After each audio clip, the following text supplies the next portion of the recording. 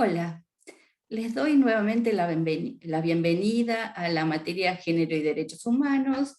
Hoy comenzaremos a ver los contenidos conceptuales. Entonces comenzamos por la unidad 1, la primera parte, donde nos vamos a adentrar sobre qué es la perspectiva de género, dilucidar qué es el género y qué es la perspectiva de género, desde donde nosotras nos posicionamos en la cátedra. Entonces, para ello nos es útil leer una definición de Marcela Lagarde, una afirmación polémica que dice que cada persona no nace, es construida. Entonces, a partir de nuestro nacimiento, eh, la sociedad construye roles estereotipados de género, nos los impone. El género para Lagarde no es una categoría aislada, sino que expresa, analiza, devela la dimensión de género. Porque no basta con nacer biológicamente sexo femenino, la sociedad tiene que construir en cada persona, en cada individuo que se incorpora a la sociedad, el género, ya sea femenino o masculino. El Estado lo concebimos como un conjunto de instituciones que también tiene como finalidad expresar y reproducir un orden de género en la sociedad. El feminismo, desde el feminismo, propugnamos un cambio en estas relaciones que consideramos socialmente desiguales que conduzcan a la liberación de la mujer, de los varones y las disidencias. Quiere decir que no solo nos liberamos las mujeres, sino queremos un cambio en la sociedad desigual. ¿Qué es el feminismo? Es una tradición política de la modernidad que aparece fuertemente, ya lo vamos a ver cuando veamos historia del feminismo, de los feminismos, diríamos más precisamente.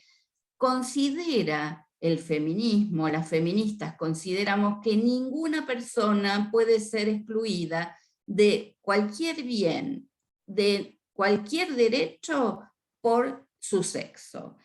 Esto a lo largo de la historia se daba, las mujeres no podíamos ser autónomas, no podíamos tener propiedades, estudiar, siempre teníamos que estar bajo la tutela de los varones o de algún varón, del padre, del marido, del hermano, ¿sí? Ustedes pueden ver ejemplos, hay películas para mirar muy interesantes que les vamos a sugerir al respecto, que ilustran esto. Entonces el feminismo lucha por los derechos de todas, de todos y de todes, para que nadie pueda ser excluido por una cuestión de haber nacido mujer. Entonces, el género es esta categoría analítica que surgió para explorar las desigualdades entre varones y mujeres y pone especial énfasis en la multiplicidad de identidades.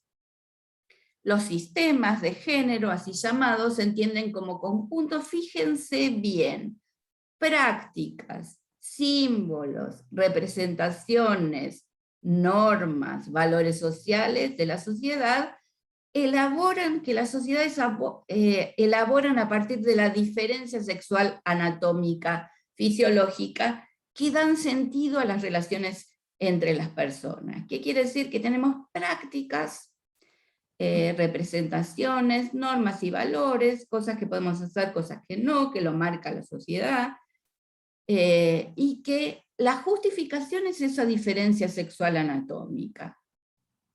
Cuestiones que podemos hacer, cuestiones que no, cuestiones para las que nos alientan, otras que no, por ejemplo, para las matemáticas se alienta más a los varones para las ciencias que no son ciencias sociales, que se denominan ciencias matemáticas, físicas, etc., se alienta a los varones. Y a nosotras se nos alienta para ser disciplinadas, para cuidar a los demás, ¿sí? Y el otro día en Instagram una persona pone, le dice a su público que no quiere, o sea, es una mamá que no quiere que la cuestionen, la juzguen porque su hijo se cayó. Entonces ella dijo, por privado una persona me dijo, bien, entonces en los comentarios apareció una chica diciéndole, decile a la fulanita. Entonces yo le comenté, qué interesante, porque ella habló de persona que la cuestionó, que la juzgó, no dijo mujer. Automáticamente todas pensaron que era una mujer. De la misma manera que cuando no sabemos el nombre de pila de la autoría de un libro, de un artículo académico, enseguida en nuestras representaciones, pónganse a pensar, pensamos que la autoría es de un varón, ¿no? Fíjense si dicen J.K. Rowling, ¿no? Que escribió esa saga famosa de Harry Potter, J.K., ¿no? Y se lo puso justamente para este juego, porque no es la misma autoridad que tienen los varones cuando escriben que la que tenemos las mujeres. Entonces, esta clase tiene que ser disparadora para comenzar a pensar, a revisar nuestras representaciones, nuestras concepciones.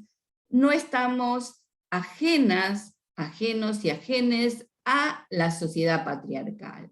De tal manera que esperamos, es deseable que los contenidos, las actividades que desarrollamos les impacten fuertemente en lo que ustedes traen como creencias, como roles estereotipados internalizados. Así que no se inquieten porque algo les provoque algún concepto, irritación o molestia, ¿no? Sucede frecuentemente y esto es un desafío de aprendizaje. Así que les invitamos a pensar y repensar, y que estamos en una unidad académica, como es la Facultad de Humanidades, como es la universidad, que nos propone desafíos académicos, conceptuales, epistemológicos. Lo femenino y lo masculino, vemos que es una conformación, es una relación mutua, cultural e histórica. No siempre se dio así, pero surge por la opresión de los varones por sobre las mujeres.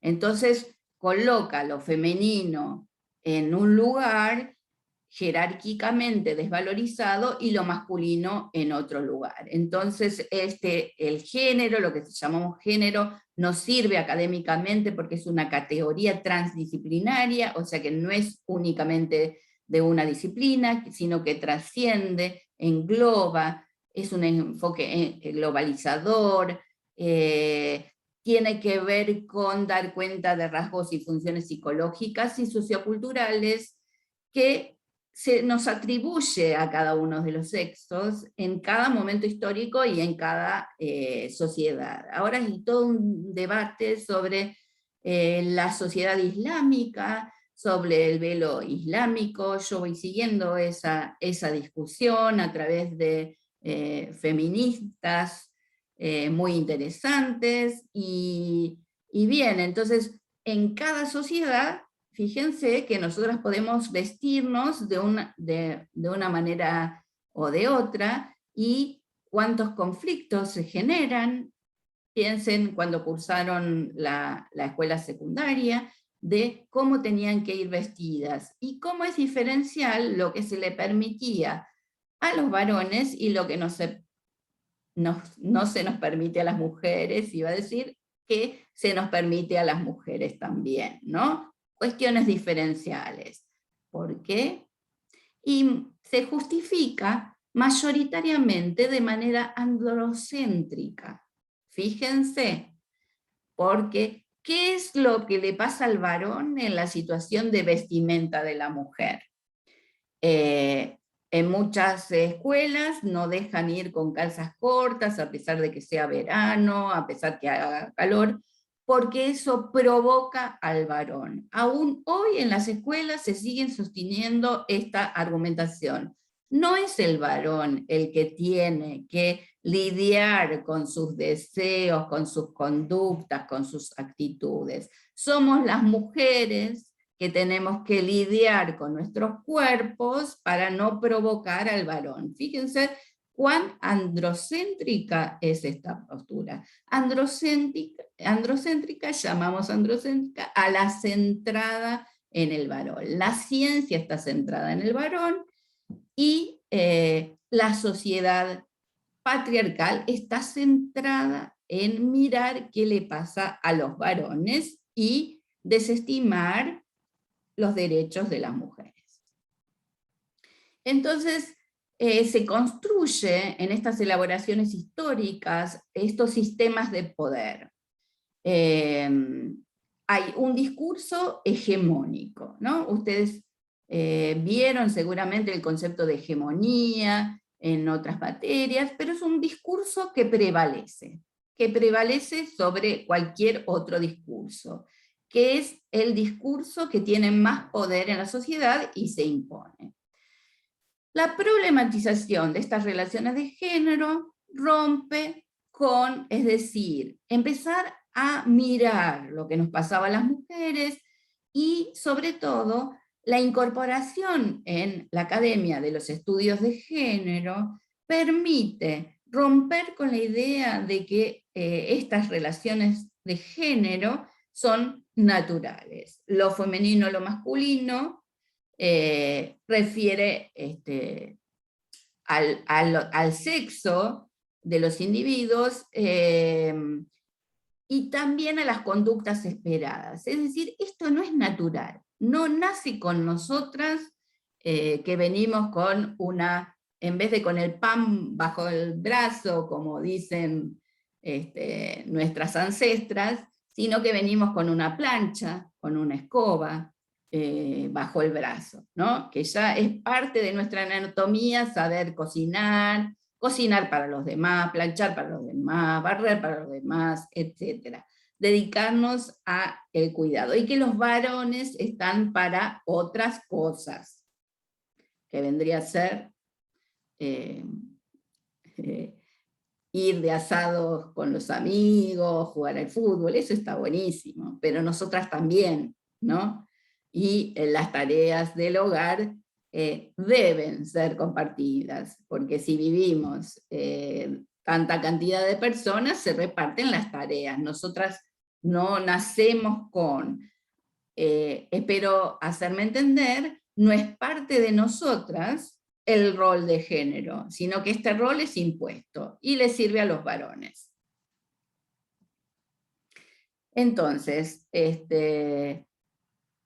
la perspectiva de género es una concepción epistemológica, es una manera de aproximarnos a la realidad y de ver cómo es estos vínculos entre los géneros y las relaciones de poder. No se les tiene que escapar en ningún momento esta cuestión del poder, de subordinación de las mujeres con respecto a los varones. Y la perspectiva de género no es un tema a agregar, bueno, le pongo un poquito de filosofía, le pongo un poquito de teoría constructivista, le pongo otro poquito de género. No, no es así, no funciona así, no está planteada así, sino que atraviesa toda la mirada que tenemos que realizar acerca de las ciencias naturales, las ciencias matemáticas y las ciencias sociales, ¿no? Uno de los ejemplos es cómo concibe la biología, la concepción, ¿no? Estos conceptos, esta mirada acerca de la concepción, de la reproducción humana, no está ajena a esta desigualdad. Históricamente se concebía al óvulo como pasivo y a los espermatozoides como activos. Hasta que las feministas llegaron y dijeron, esta es una concepción androcéntrica, porque el óvulo tiene gran actividad para atraer a ese espermatozoide.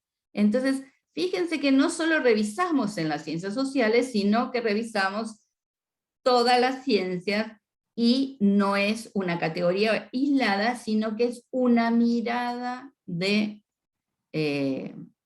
ver la realidad. Lo que se llama la lupa a veces violeta, o sea, o las lentes violetas, ponerse unos lentes para mirar esa desigualdad.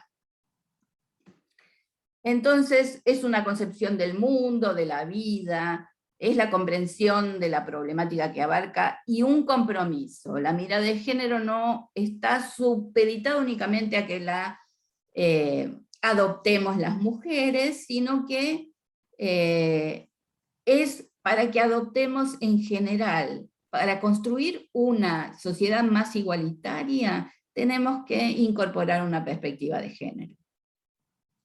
Entonces, algunas de las principales dimensiones de esta categoría de género que estamos trabajando en esta primera parte de la unidad 1, podemos decir que son: es una construcción social histórica, es una relación social, es una relación de poder, efectivamente, es asimétrica, es abarcativa, es decir, abarca todo, las instituciones, los símbolos, las identidades, los sistemas económicos y políticos, la vida personal, cuando decimos que lo personal es político. Es transversal, porque atraviesa todo el entramado social y se articula con otras variables, otros factores como la edad, el estado civil, la educación, la etnia, la clase social, y ahora también diríamos hay militancias marrones, también afrodescendientes o afroascendientes, también hay militancia por los cuerpos, es decir, hay una militancia gorda que ustedes seguramente han encontrado en las redes, ¿no? Esas militancias que van sumando, y esos aportes también teóricos, a la conceptualización acerca de el género, no solo el género, sí, sino que se suma en esa categoría la etnia, la clase social, es lo que se llama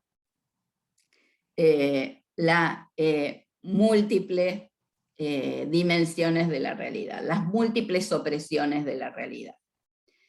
Es una propuesta de inclusión, es una propuesta de búsqueda de equidad, ¿no? Y entonces fíjense que algo que nosotras cuando podíamos salir a las calles y peleábamos, ¿no? Nosotras somos personas que nos dedicamos fuertemente a la academia, a la producción teórica, a la enseñanza del género, pero también somos militantes feministas, de tal manera que en las calles nosotras gritamos, se va a caer, queremos que dejen de matarnos, queremos que libertad de decisión para nuestros cuerpos, de tal manera que fíjense cómo ya estamos, tenemos una mirada estereotipada sobre nuestras luchas, de tal manera que los varones dicen, uy, otra vez esta, con que se va a caer, y en realidad estamos alertando. Y en esa alerta, ¿no? Que muchas veces no se nos escucha, la mayoría de las veces no se nos escucha, no se nos autoriza a, a decir, a expresar nuestra palabra. A las mujeres nos cuesta mucho participar en los espacios públicos, ¿sí? Hay muchos espacios que siguen siendo de varones, y esto es lo que queremos cambiar, que sea para todas, todos y todes. Entonces, como veníamos diciendo, y es un concepto que ustedes habrán escuchado mucho, que es el patriarcado. Entonces, el patriarcado es un sistema que, o sea, que no son partes aisladas. Es un sistema que justifica la dominación sobre la base de una supuesta inferioridad biológica de las mujeres. Existen también un conjunto de instituciones de la sociedad política y civil que se articulan entre sí para mantener y reforzar el contexto expresado en un orden social, económico, cultural, religioso y político, que determina que nosotras las mujeres, como categoría social, siempre estamos subordinados a los varones, aunque puede ser que una o varias mujeres tengan poder, hasta mucho poder. ¿Sí? También estaba analizando, ¿no?, una telenovela de origen turco, que ahora está de moda, que es Mi casa, mi destino, y ahí aparecen estas dos miradas. Una mirada absolutamente patriarcal, donde los varones tutelan a las mujeres, la mujer no puede salir de la casa sin un varón, los varones la controlan, les tienen que pedir permiso, las hermanas viven con el varón, siguen viviendo, o sea, las madres, las hermanas, el varón es que da permiso a todas ellas, siendo ellas adultas y más grandes que él, y otra mirada que aparece, las mujeres diciendo, no, esto ya no es así, esto no puede continuar, nosotras podemos trabajar, estudiar, salir a la calle sola, y demás conquistas que nos dio el feminismo. ¿Cuáles son las características del sistema patriarcal? Es un sistema, ya hemos dicho, que no es natural, no es que nace con nosotras, no es natural de la naturaleza, no es que es así y no se puede modificar. Estas características se fundamentan, como decíamos, en el dominio del hombre ejercido sobre las mujeres a través de la violencia sexual, que está institucionalizada y promovida a través de las instituciones de la familia y el Estado, y todo sistema de dominación requiere siempre de la fuerza y el temor. Entonces, fíjense que a nosotras nos dominan por la fuerza, por la violencia sexual, no podemos caminar tranquilas muchas veces por las calles, los varones sí, nosotras siempre, seamos más grandes, más chicas, siempre hemos tenido alguna situación en las calles por las cuales salimos y no estamos tranquilas, ¿no? Múltiples situaciones y múltiples ejemplos que podemos dar a las mujeres de algún tipo de acoso callejero, ¿no? Es decir, un decir sobre nuestros cuerpos de varones que no conocemos. Y sobre todo esto se da cuando somos muy jovencitas, porque los varones pareciera que tienen algún tipo de placer en el ejercicio del poder, de tal manera que buscan más jovencitas para decirle piropos, y los piropos, dichos por la calle,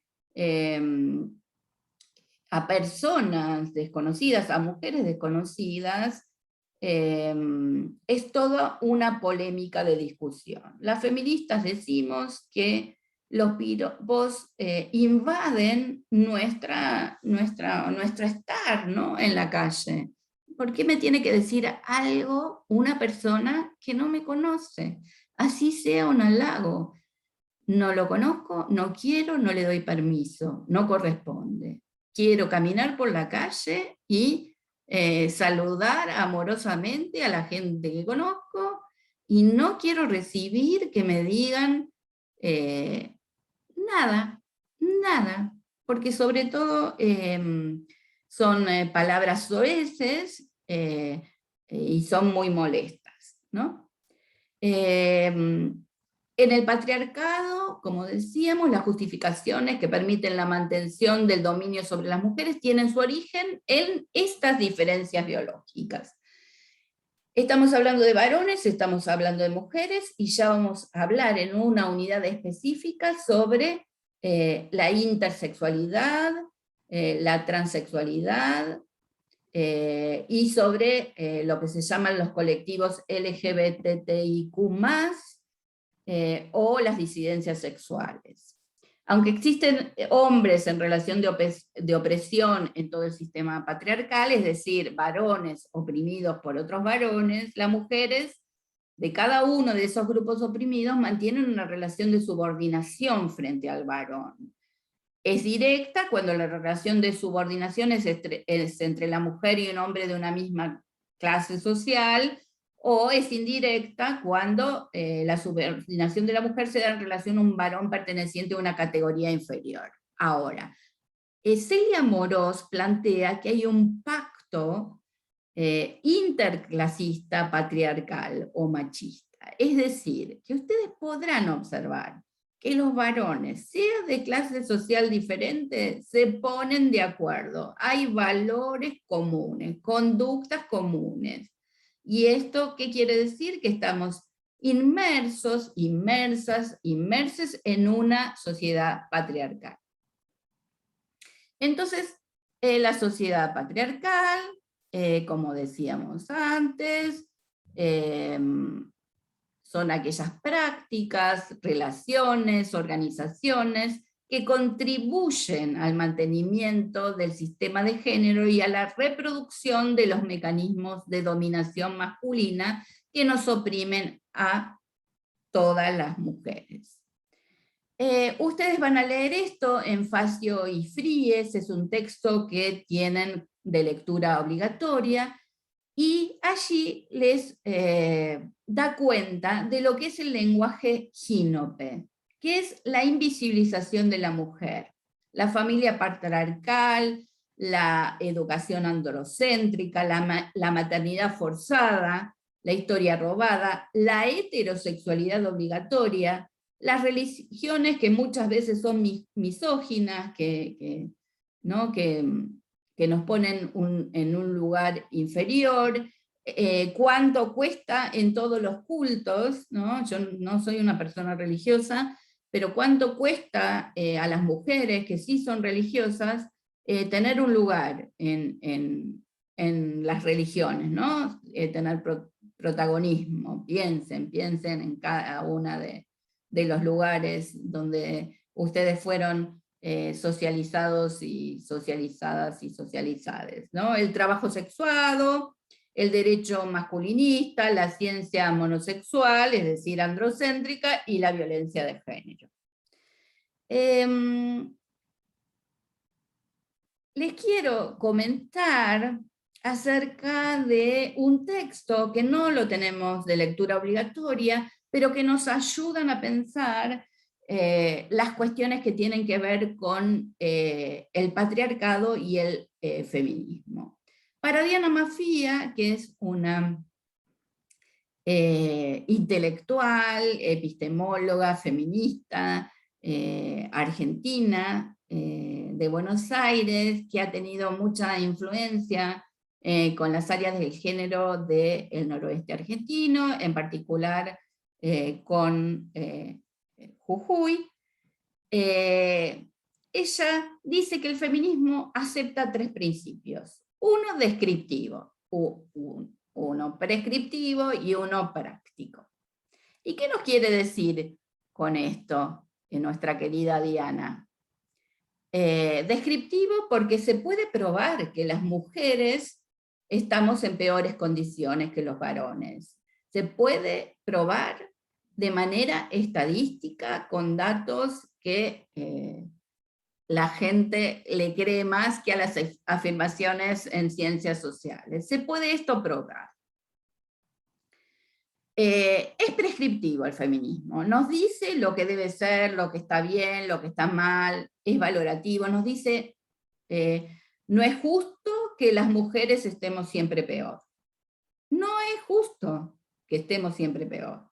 Y práctico, porque no basta con saber que estamos peor, no basta con decir que está mal, que es injusto, que estemos mal, sino que estoy dispuesto a, ¿no? Una cuestión, un compromiso práctico con la realidad social, y por eso creo que ustedes estudian trabajo social, y por eso es tan importante esta materia.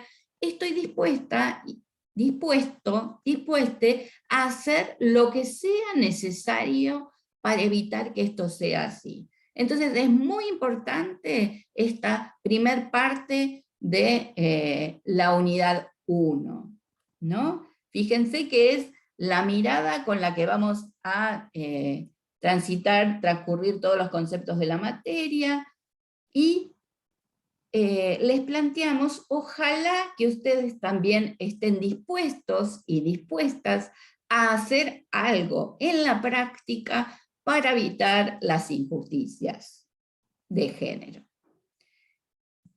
En el texto de Patriarcado, Facio y Fries les plantea, Fries les plantea que existen estas dicotomías. Y Diana nos explica que es una dicotomía. Por el solo título vemos que son dos, que son exhaustivos y excluyentes, es decir, que la categoría abarca todo y que excluye a la otra. Blanco, negro, Boca, River, Cuyaya, Lavalle. Y así podemos ver, varones y mujeres, es decir, que no hay nada más que eso, ¿no? No puedo ser de Cuyaya y Lavalle al mismo tiempo, o blanco o negro, no hay grises, ¿sí? Esta mirada es la que se nos impone acerca de la realidad. Ustedes habrán visto en otras materias lo que es la mirada dialéctica, que hay tensiones en la sociedad y hay luchas de clase, hay luchas por el poder, ¿no? Y que las dos tensiones pueden generar una tercera síntesis dialéctica.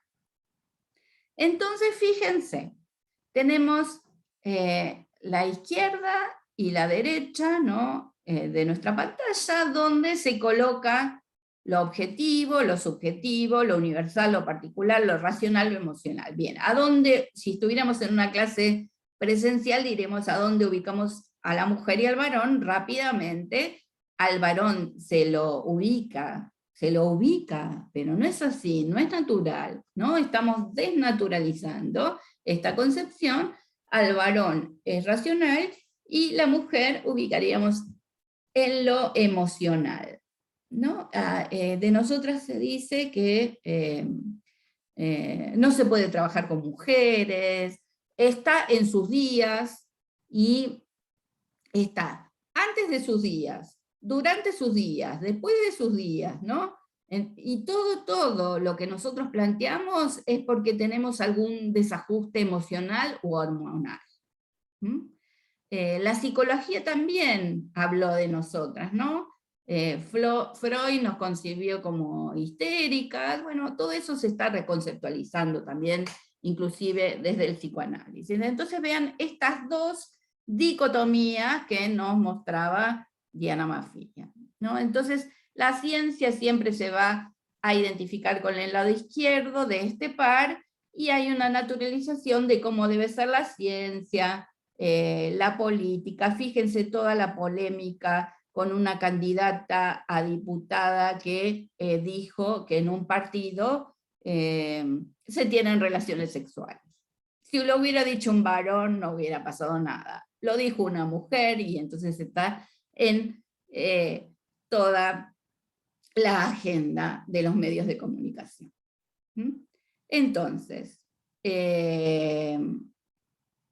la perspectiva de género requiere reconocer las relaciones de poder, que dichas relaciones han sido constituidas social e históricamente y nos constituyen como personas, que las mismas atraviesan todo el entramado social. Bien, entonces, con esta introducción, ustedes ya van a estar incorporadas a las aulas, cada uno y cada una va a estar en un aula. Hay una comisión por WhatsApp para las personas con dificultad de conectividad, y cuando ingresen al aula van a ver que tienen una bienvenida, que tienen modalidad de cursada en otra pestaña, y luego está la pestaña de unidad 1, donde les contamos lo que tiene la unidad 1, y unidad 1, primera parte, con las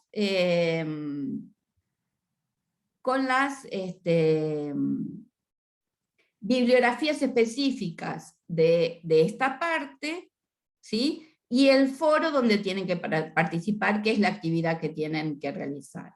Entonces, en la pestaña de bienvenida encontrarán toda la bibliografía de la materia por si la quieren imprimir en alguna fotocopiadora, pero en cada actividad nosotras también les estamos subiendo qué lecturas específicas tienen que tener para esa parte de la unidad que les estamos presentando. Así que bueno, nos auguro muchos diálogos a través de los foros. Ya les voy a poner un horario de consulta optativo para también nos podamos encontrar y que nos puedan hacer preguntas, consultas.